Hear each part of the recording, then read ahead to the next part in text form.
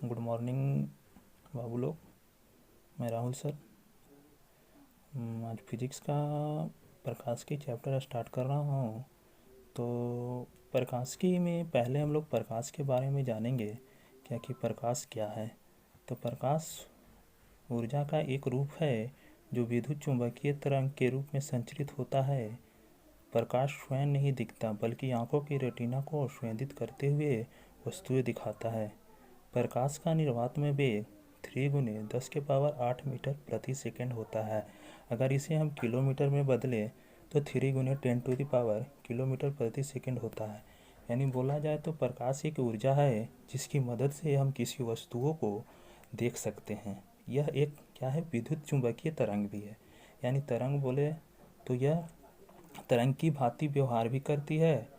और ये जो आप प्रकाश के निर्वात में वेग 3 × 10⁸ मीटर/सेकंड होता है, उसका वेग का कैलकुलेशन एक रोमन वैज्ञानिक ने किए थे कि निर्वात में वेग 3 × 10⁸ मीटर/सेकंड होता है। प्रकाश का वेग निर्वात अथवा किसी माध्यम में सार्वभौमिक नियतांक माना जाता है।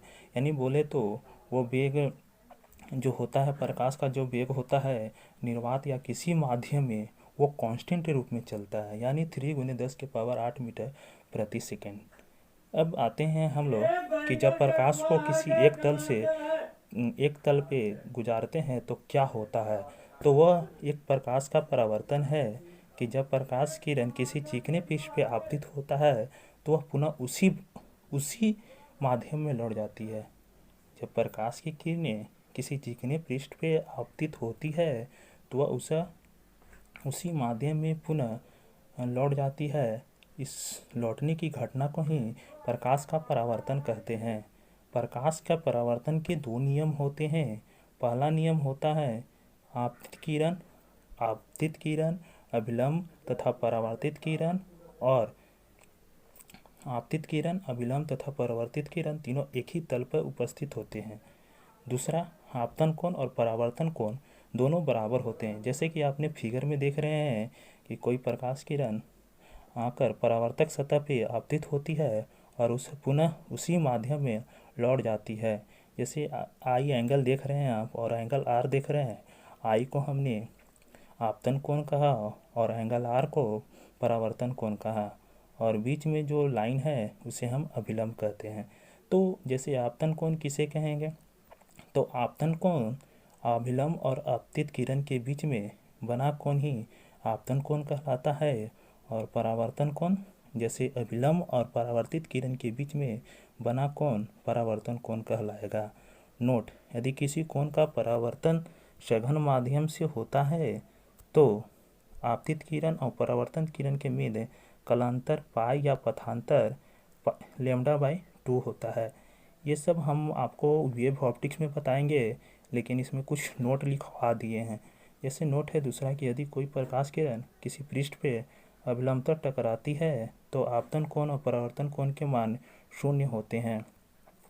अब दर्पण की सहायता से प्रकाश का परावर्तन। दर्पण दो प्रकार के होते हैं। पहला, समतल दर्पण। इस प्रकार के दर्पण से सदैव आभासी और सीधा प्रतिबिंब प्राप्त होता है तथा इस प्रकार के दर्पण से परावर्तन दो प्रकार से होता है।